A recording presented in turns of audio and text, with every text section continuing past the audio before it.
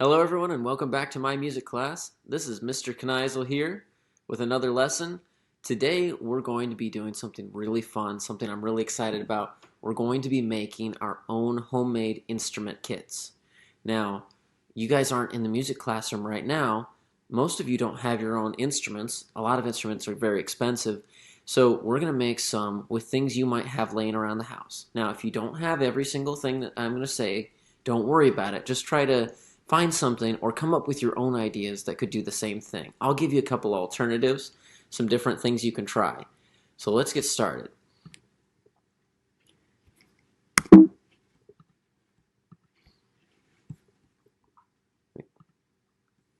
So we've got 4 different crafts that we're going to try to do today to make our own instruments. The first one is a kazoo. And a kazoo is a really fun thing that you can sing into, and it changes your voice. The second one is a shaky egg. And I'll show you something even more fun you can do to make that a little more exciting. And then number 3, we've got some sandpaper blocks. And number 4, we're going to make some drumsticks.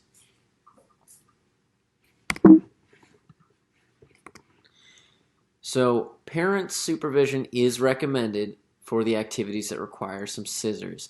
There's a step or two that require you guys to cut something out, so make sure that you are being safe. Ask for help. It's okay. Take a moment, pause the TV, pause the computer, pause your phone. You can watch this anywhere, smart TV, cell phone, tablet, but take a moment and pause it so you can ask your parents for help a little bit further ahead. Here's our quote of the day. Music is life. That's why our hearts have beats. And we're going to be talking about the beat a lot this year. The beat is steady and the rhythm is not. The beat is the heart of the music. So let's take our first step. Our first craft. We're going to make a kazoo. Now, all you need for this is a toilet paper roll, or you can use a paper towel roll and cut it down. You need plain old rubber band, stretchy, and you need some wax paper. I already cut this into a circle. This is probably way too big, but something about this, maybe about the size of my face. Okay, and then you might need scissors if you need to cut that out. If you don't have wax paper, I tried this with tin foil, aluminum foil, and it didn't work as well, but it was a start. It worked well enough that you could try it and see what it's supposed to do. So step 1, cut a square or a circle in this case, about 6 inches by 6 inches, and then take your tube, and you're going to place this over top. Get it to lay down flat. Let me see if I can make my face a little bigger. That might help you see. So I took the tube, I lay the wax paper down over the top, I take my rubber band, and I wrap it around maybe twice. Let's see if that does it. Might need to snug it down a little bit so it's nice and flat on top. And let's see if it works. If I just blow on it, that doesn't do anything, does it?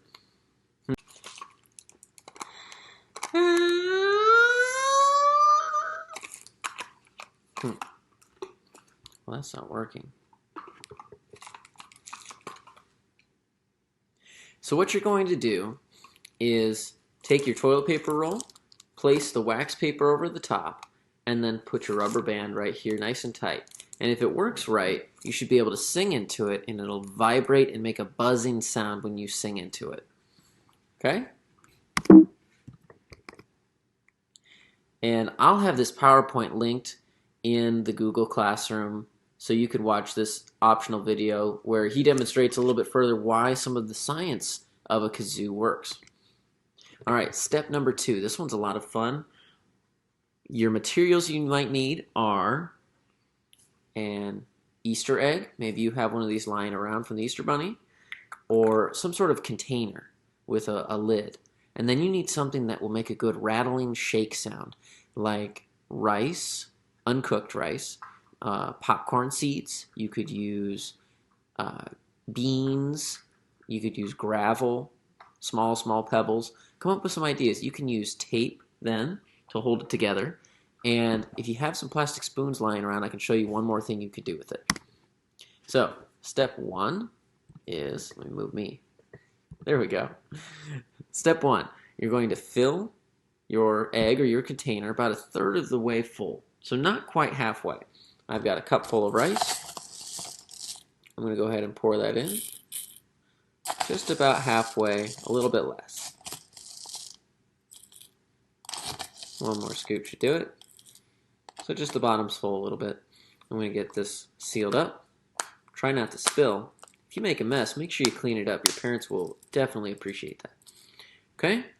And then I chose to use electrical tape. That's the stuff that looks like this. But you could use just about any kind of tape you want. Maybe you have colorful duct tape. Maybe you have masking tape, clear tape. It doesn't matter. And I found I could do this with just 2 strips. I'm going to go all the way around the egg. Try not to squeeze it or it'll pop open. I'm going to go all the way around in a circle, right on the seam where it closes.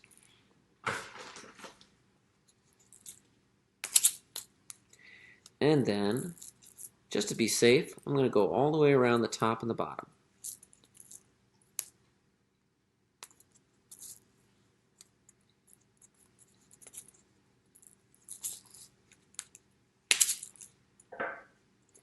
There we go. So now we have an egg. It's taped shut. You can press down any of the wrinkles. And then, it's got a really good sound. Okay? Now, if you happen to have a set of maybe some spoons, you could borrow some plastic spoons like these. You could take a shaky egg that you just made. You could put it in between the 2 spoons, and then using a little bit more tape, you could wrap around here, here, and here, and the finished product will look like this. Again, I used black electrical tape, but you could use any kind you want. So now, I don't have just an egg shaker, I have maracas. It's a whole lot of fun. If you tape it in the right spots, it shouldn't fall apart or anything.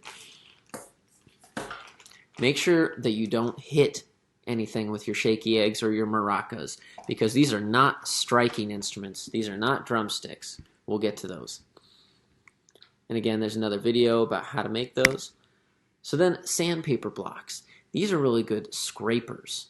We can make a scraping sound. If you don't have any of these materials, we can always just use our hands to scrape together and make that sound. You can hear that. Okay, but in this instance, in my instrument kit, I decided to take, I had an extra pool noodle laying around. We've been doing a lot of swimming this summer, and I had an extra pool noodle. So what I did is you would use parent supervision again, make sure you ask your parents for help, but I was able to cut through this and make a slice, and then I sliced it in half again.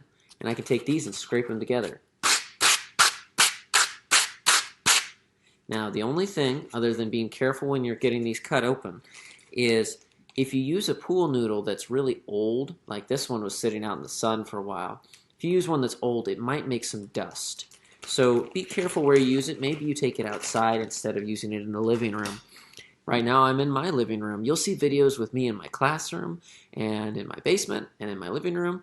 I'll be going all sorts of fun places, wherever I can make music without the dogs barking. And again, here's another video demonstration that'll be in the slideshow. You can also try it with blocks. Maybe you've got some wooden blocks laying around and your parents have actual sandpaper or something rough that's like that. You could glue that to the blocks and make your own. I didn't go ahead and do that because I felt really good about the pool noodles. They sounded great. Okay, now some drumsticks. I like drumsticks. I like playing all sorts of things. And I was playing around this summer with different ideas. I went and bought some real drumsticks, and I like those. And then I found some wooden dowels. They were just wooden sticks, and they worked pretty well too.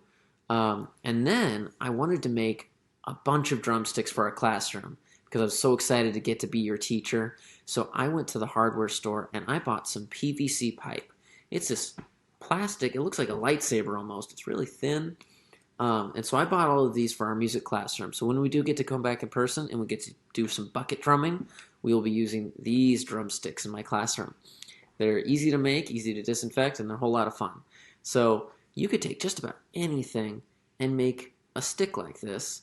You could take a stick from the tree. I'll show you in my video right here. Oh, hey, Mr. Kneisel. How's it going?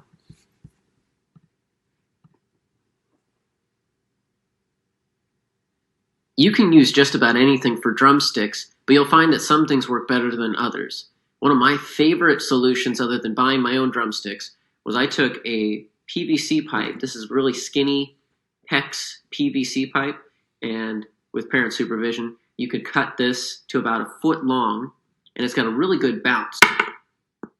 It bounces off of anything, bounces off of other objects. Something else you could use, go to the dollar store, get another wooden cooking spoon. You don't have to steal your parents, though. They might get mad about that.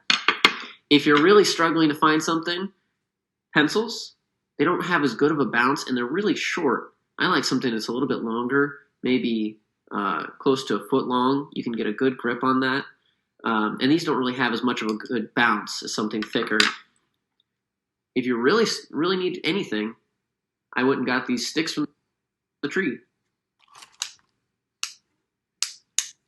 Okay, now there's one more thing I forgot to mention. Let's say you don't have an Easter egg to make one of those egg shakers, and you still want to be able to make a good rattle. I found that you could just I found a water bottle laying around, I emptied it out, and I put some rocks inside, some small rocks. And you can hear they have a little bit of a different sound, and that's almost more fun to have a couple different sounds. This one's a little bit louder. This one's a little bit softer.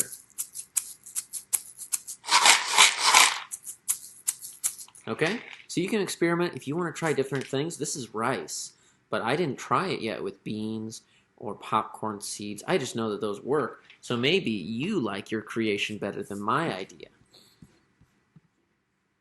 Now, when you're done with your instruments, you don't want to leave them around. I know in my house that my puppy likes to eat just about anything. She's a silly girl. And I don't want anyone to step on my instruments or ruin them. I want to keep the house clean for my parents too. So I recommend using maybe a box or a gallon bag. And in this case, I just used a 1 gallon bag. And I was able to put all of my instruments right inside. The kazoo might get squished. You could always make another one if it does. We won't use that too often, but that's a fun thing to have. You can zip it closed, and you can put it away somewhere so it's out of the way with the rest of your school supplies. Now, I just wanted to tell you guys that you are all amazing musicians. You may not realize it yet, but you have so much potential. I am so excited to be your teacher this year, and we're going to be doing a lot of fun things. I can't wait to get to do all of these lessons. You'll get to see me whether you're looking on Google Classroom. That's the preferred method. Or if you happen to catch me just on YouTube because you didn't have time to log in, that's okay too. So I just wanted to thank you from the bottom of my heart and all the teachers at Carthage. And if you have any questions, my email address is right there, or you can catch me on Google Classroom. And I'm happy to help you out with anything you need. Thank you, and this has been Music Class with Mr. Kneisel.